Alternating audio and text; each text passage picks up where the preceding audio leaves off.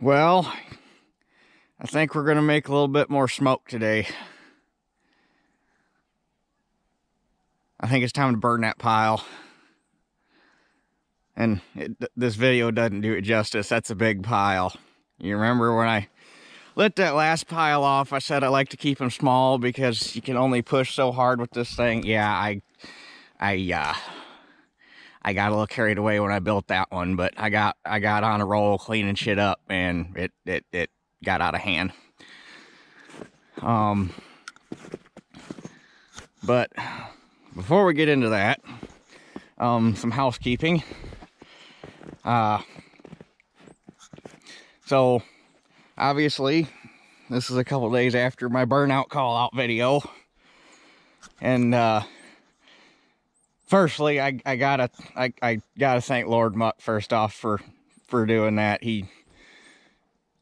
Most guys with bigger channels, they don't even want to fuck with the smaller guys, and he's just a great guy, and I can't thank him enough for letting us get involved in that and actually purposely calling out and helping promote my channel a little bit. And I can't thank him enough for that. And then yesterday, because I was actually going to do this yesterday, and we ended up getting an ice storm come through, so I sat in the house and did bookwork and stuff on a computer all day to get that out of the way so I don't got to worry about it later. But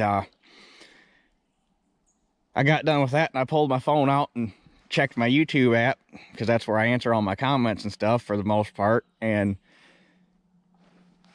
very top comment, the last one that got left, was from the man himself, Zip Ties and Bias Plies. He actually watched my video and commented on it. I lost my shit when I saw that. Which, that right there tells you all you need to know about that guy. You're talking about a guy that's got damn near 300,000 subscribers. And most channels that big that start this kind of dumpster fire shit, they just get it rolling and then they just don't give a shit about it after that. But that guy actually took the time to not only start the dumpster fire, but to go around and check on it and see all the shit that he started and watch it and comment on it. And that is just freaking amazing. And like, he didn't just comment. I had a short little conversation with him on there it's pinned at the top of my comment section on that video. I could not believe that shit.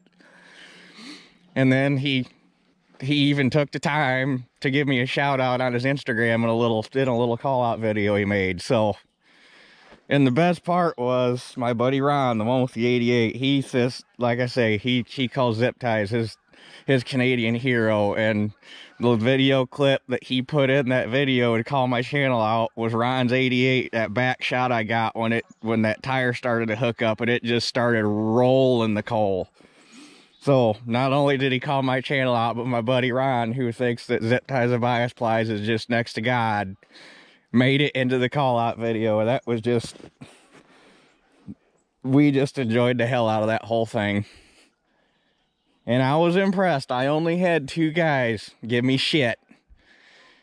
Technically I had 3. I had one guy who I have never seen comment before on any of my videos, just call us idiots. So I deleted that son of a bitch.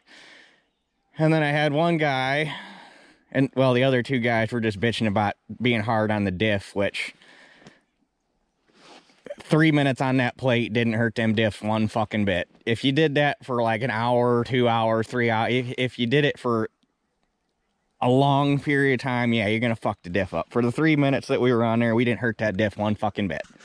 I don't give a shit what anybody says. But anyway, like I say, I want to thank Muck for calling us out. If you don't watch his channel, go over and check it out. The link is in the description of my burnout video. Go check him out. He's well worth the watch. And he's actually got a sister channel and I'm trying to recall what the hell that one's called. I need to subscribe to that one too, but I just haven't. Torquing Point, that's his other channel. I think that sounds right. But anyway, go check out Lord Muck. Great guy. And obviously, I'm sure a lot of you already know Zip Ties and Bias Plies. But if you don't watch his shit and you just want a good, wholesome laugh at a Canadian redneck just out doing Canadian redneck things, go check out Zip Ties and Bias Plies. So, with that, on to what the actual chore for the day is. So we have your complimentary waste oil and diesel fuel. I have a truck bed liner, which that's just gonna burn eventually. But the actual fire starter for the day is I got the old spade grips off the 525. I'm not gonna use them both. I almost just thought about burning them both, but those things are gonna smoke like a freight train, and I'm gonna have more burn piles back here at some point. So in order to maximize my resources, I'm gonna save one for a fire at a later date. But I just threw them here because this is where the easiest spot it was to roll them out of the back of my pickup. But I think I'm gonna grab them with the grapple. Grab one of them with the grapple. And I think the best spot to start this thing is probably... This thing's gonna burn no matter what because it's been here for 2 years, so it's good and dry. I kind of want to start it down here because it kind of goes uphill, and you know, fire burns uphill. I'm thinking the best place might just be to shove it in right there.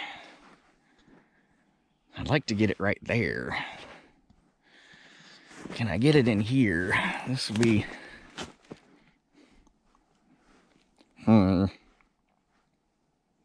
Because this spot's packed tighter than that spot, and that spot's got a little bit more greener shit, and this spot's got more dead shit. So I wonder if I can get up under here and kind of...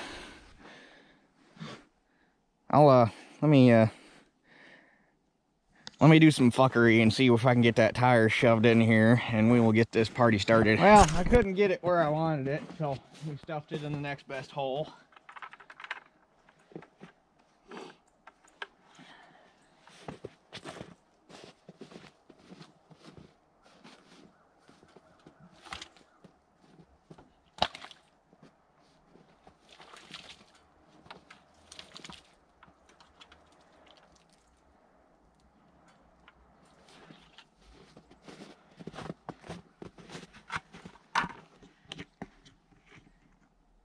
Oh, hey, did I grab?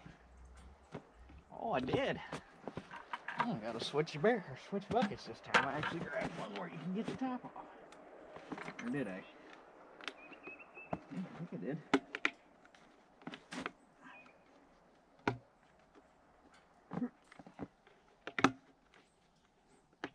No, I didn't. Okay. We'll do it your way. Firstly,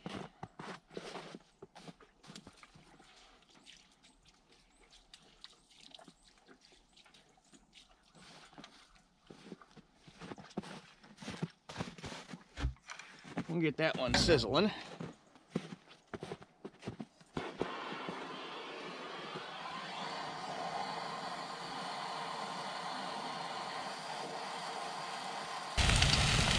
I've never had a tire not want to burn that bad. I had to resort to another bucket. That one had old gas in it. I forgot I had that. That shit burned hot. But while we're letting that do its thing and get established, we'll walk up here and we'll kind of talk about what I'm looking at doing to the barn here next summer, next spring, whenever it happens. And you can see the project I bought that I should have never bought, but I bought it and now it's here.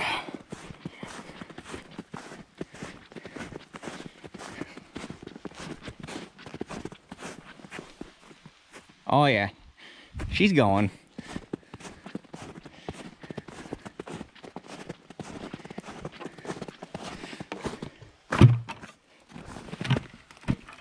So I guess we'll hit the truck first. I'd try to start it for you, but I know it ain't gonna start. It's a 82 Chevy Scottsdale K20 single cab long bed with a 6.2 diesel in it, which is why I know it ain't getting well. It would probably start because it's really not all that cold out, but it's got a hole in the fuel tank. So it plumbed up on a little temporary 1-gallon tank right now, and it loses prime easy. And you got to crank it to get it to prime back up, and we ain't gonna do that yet. But it's really not that bad of a truck. I'm the third owner, or yeah, might as well be the third owner of it. I bought this off of Tyler for 300 bucks. He bought it off of the second owners, and they bought it with only like 20-something thousand miles on it. Now it's got 114 on it, because I think it rolled over once. But it spent its whole life on a cattle farm, so she had a rough life. It was their hay hauler. So the bed on it's rough. The doors are, I mean, it's a typical square body. She's pretty crusty, but it actually runs and drives amazing. Like, they took their maintenance, they took good care of their shit, but it was well used shit, if that makes any sense. So, but it needs fenders.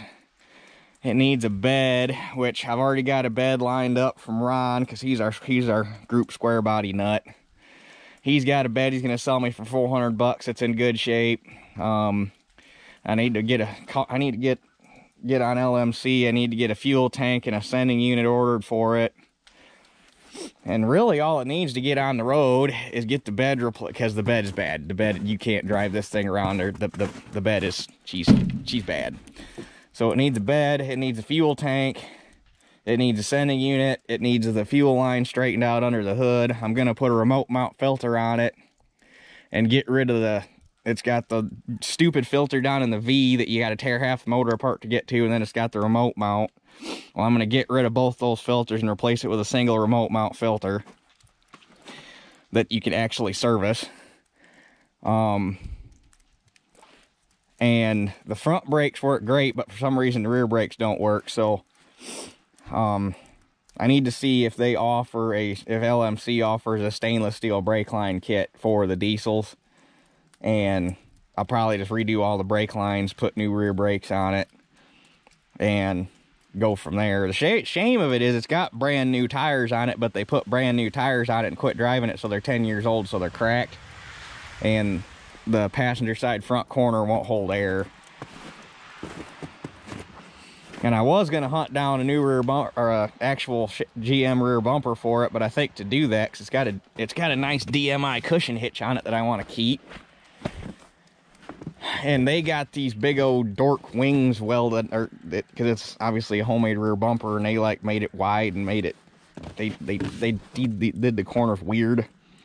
And really that's what makes the rear bumper kind of fugly. So I think what I'm gonna do is whack these things off and radius that corner around to match the body line, and I'll probably keep that bumper so I can keep the DMI hitch, because I kind of want to use this as I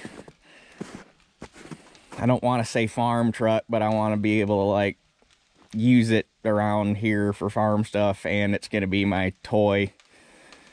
Because what I want to do, obviously, it's gonna, I got to do the front spring shackles on the rear axle too, because they're rusted out, but Ron's got those too. So what I want to do when it's obviously done, they make it's either 8 or 10 inch wheels for it that still take the dog dish hubcaps like this. So I want to get the wider rims, put wider tires on it, but keep the factory hubcaps. I want to have white rims, white rear bumper, chrome front bumper, the whole body red, and then the top of the cab I want to do white. So I want to two-tone it, because I think that'd be really sharp.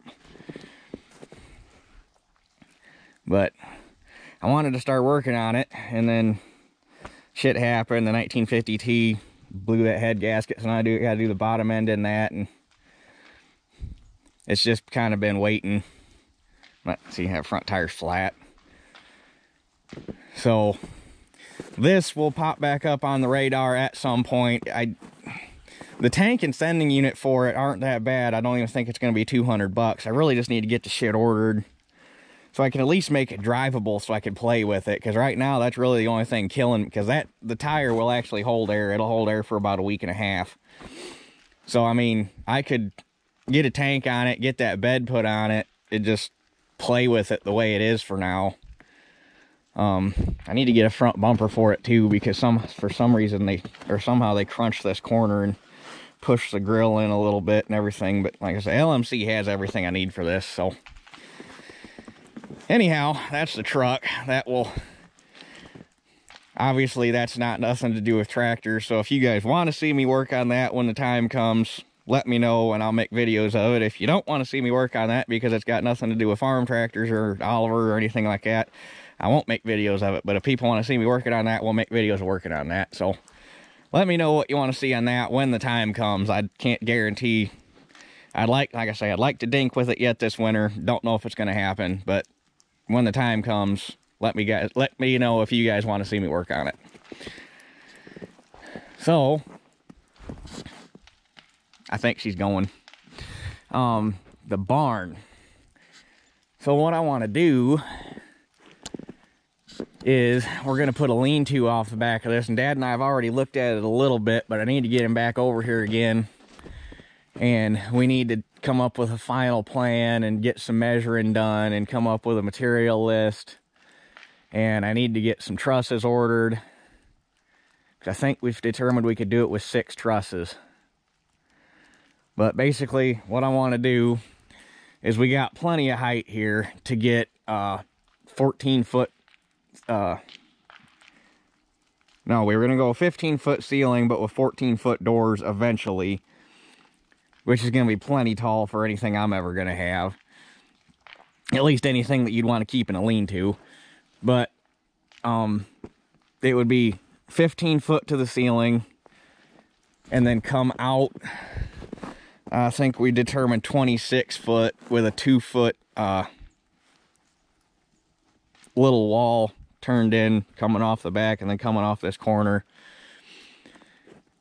And then, because there's a concrete pad there where the truck sits, if you remember from the video I made walking around this place last year.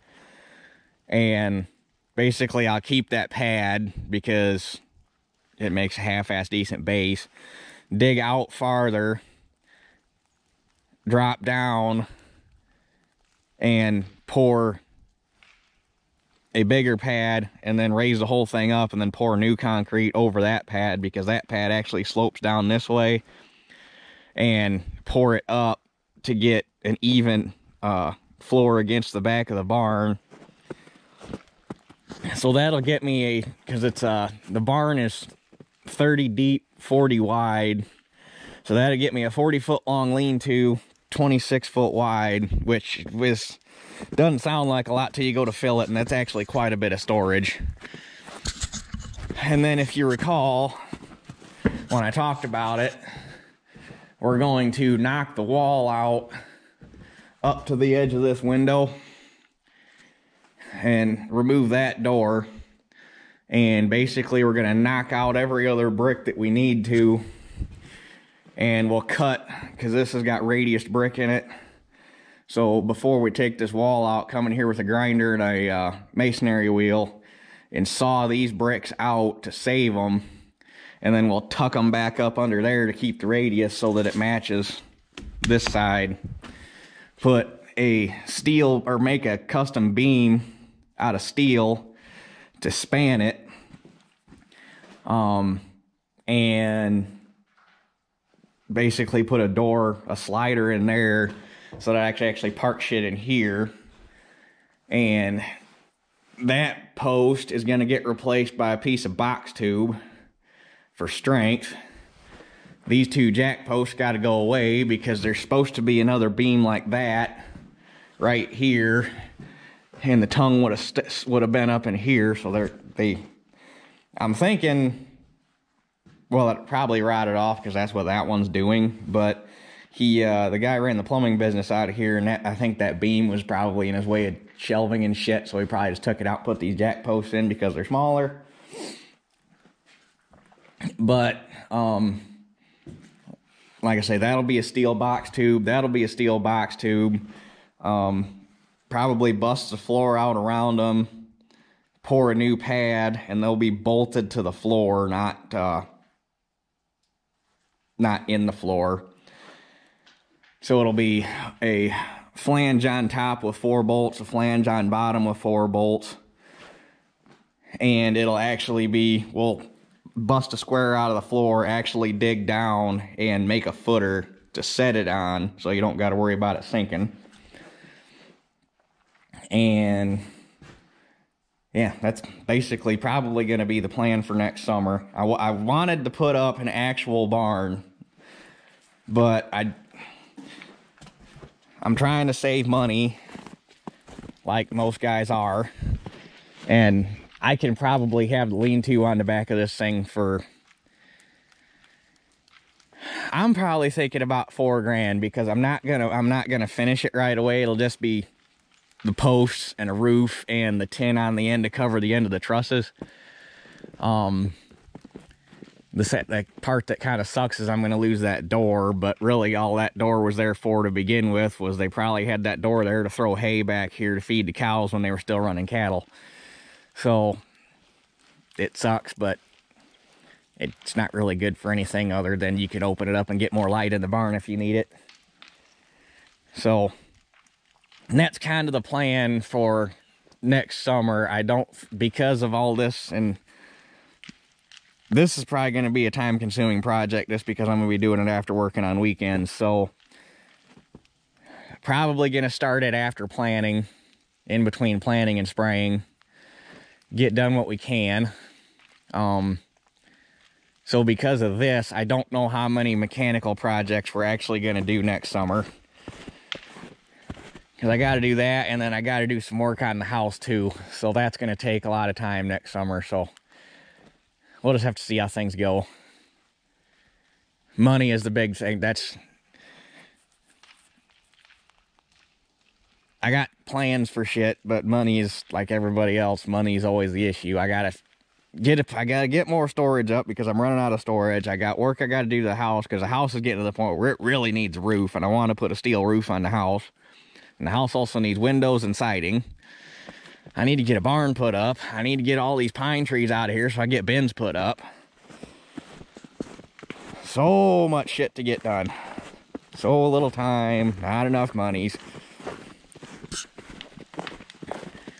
But you'll have that. Oh, and speaking of monies, this like I said, I was doing bookwork yesterday, and I, obviously being after the first of the year, it's time to start my expenses over again. So I went through and added up all of my receipts and made my spreadsheet and shit, and getting stuff ready for taxes. So all I got to do when tax time comes and my accountant sends their worksheet is I just got to plug the numbers in and go for it. To all the fucktards that tell me that I can't make any money doing farming the way I'm farming, and I'm just going to lose my ass and work my day job to support the farm. I hate to tell you, but I made a pretty good chunk of change this year. And that was even after having to put brand new tires in the 525. I put brand new tires on my truck, and I claim those on my farm tax because I use the truck for farm work.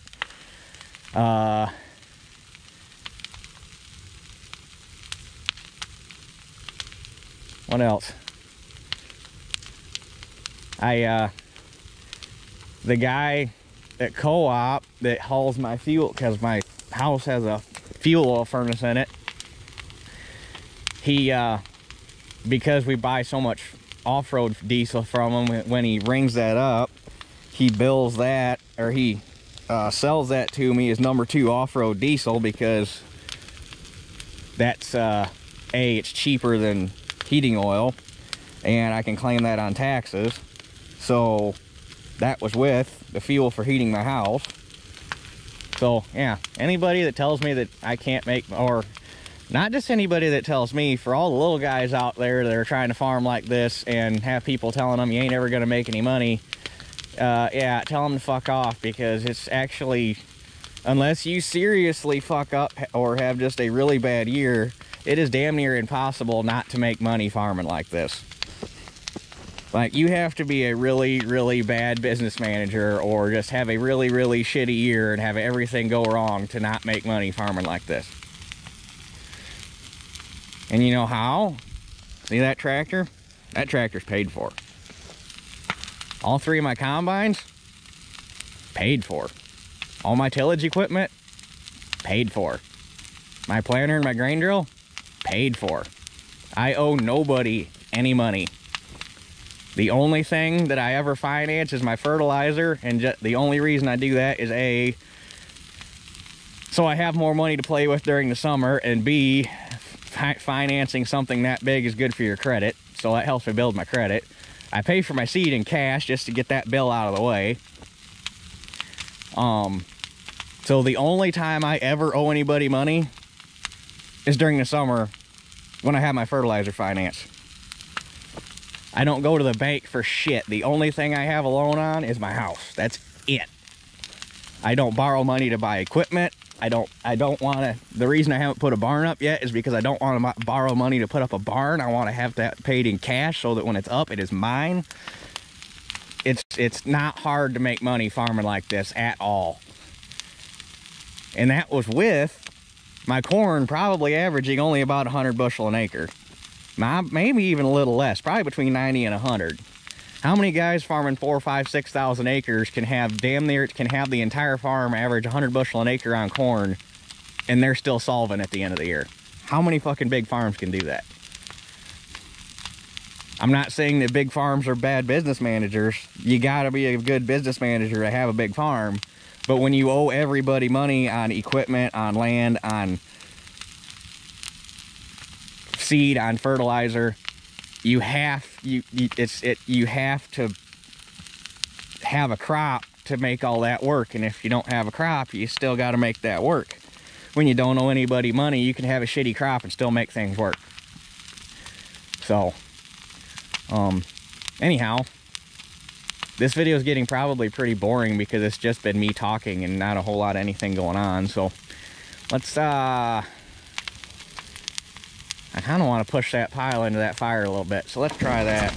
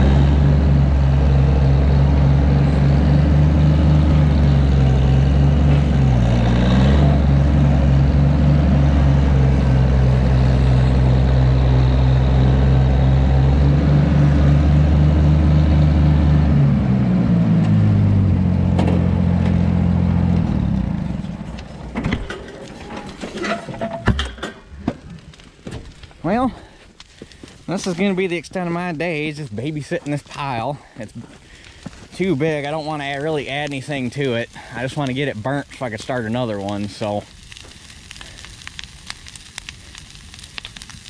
I guess we will catch you guys here in a little bit, let you know how it's going. Well, I'm not gonna lie, I'm kind of disappointed how slow that pile's burning.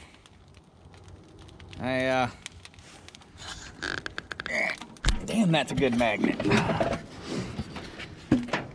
I should have started it. I almost did. I should have started it up at the top and let it burn down, because this side of the pile is younger than this side, because I kept adding shit down here as I was cleaning up this area around here. So this is the oldest wood. But what scared me about starting it there was if I got it started pushing into that pile and I couldn't get backed out, because there are times when you're pushing into a pile where you got to get the fuck out of Dodge in a hurry, and if I'm sitting there spinning on top of that snow and can't get backed out, that's the part that scares me. I don't want to burn the tractor up. So, but it is going, because it was this thing started out, well, about here. So I'll probably burn a quarter of it already. But I apologize, this was kind of a boring video. This was really all I had going today, so I didn't have much video, but I wanted to get one up because this is probably going to be your last one for a few days, because unfortunately tomorrow night my 2-week vacation from work is over and I got to go back to that hellhole.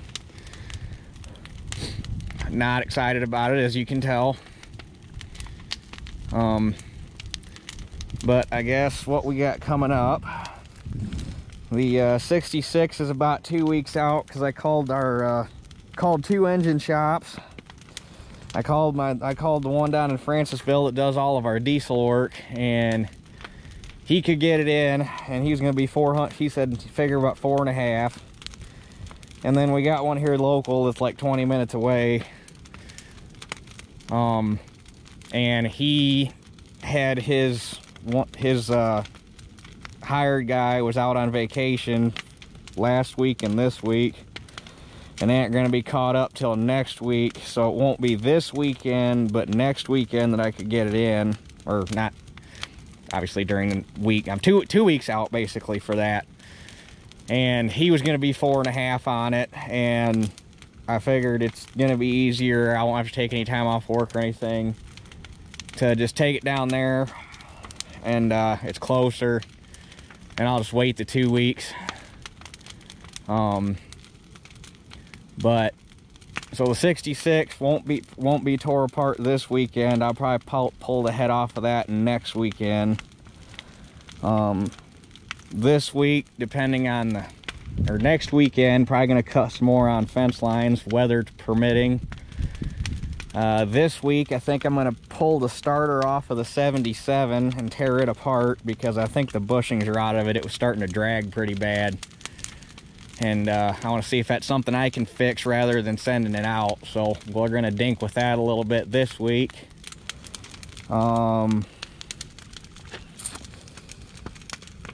That's pretty much where things stand as of right now. Fence row cutting is going to depend on the weather. Projects are going to depend on shop space and what Dad needs, because I can't take that shop up all the time because Dad works out of there. But the 66 is going to be the next project. Hopefully it is not going to be this weekend, but the following weekend we get the head tore off of that. That should be a fairly quick job. Just pull the head off, send it out, get it back, put it back on, put it back together. That's what I'm hoping there. There shouldn't be anything wrong with it other than that.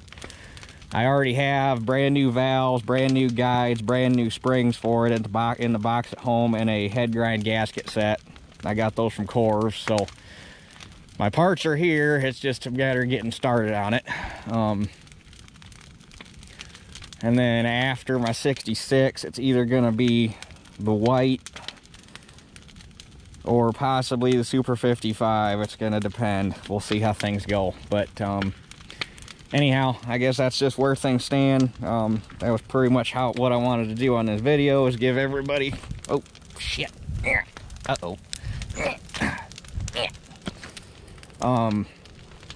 Give everybody kind of a rundown of where we're going to be at, and I said I was going to explain the barn situation, so that's the explanation on that. You got to see the project truck. Like I say, let me know if you want to see videos on that when I start working on it.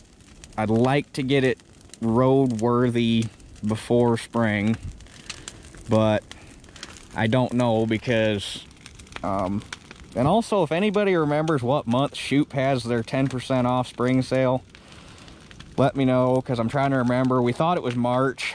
It was when they run that, but I got to buy $2,500 worth of tillage parts because I'm rebuilding our 12-foot 252 disc and putting wings on it to make it a 16-footer. I'm getting all new shovels for my 3-point field cultivator, and I'm getting all new sweeps for the soil finisher, but I want to order all that crap when they're having their 10% off sale.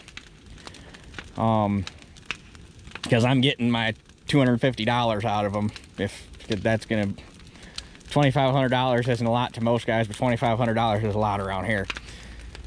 So,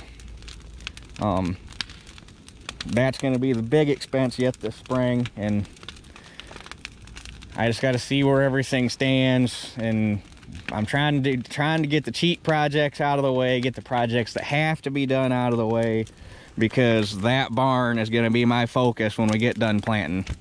I want to get that done because I sure as hell want to have a roof to get the 8700 underneath, because it's annoying the hell out of me that thing sitting under a tarp right now. So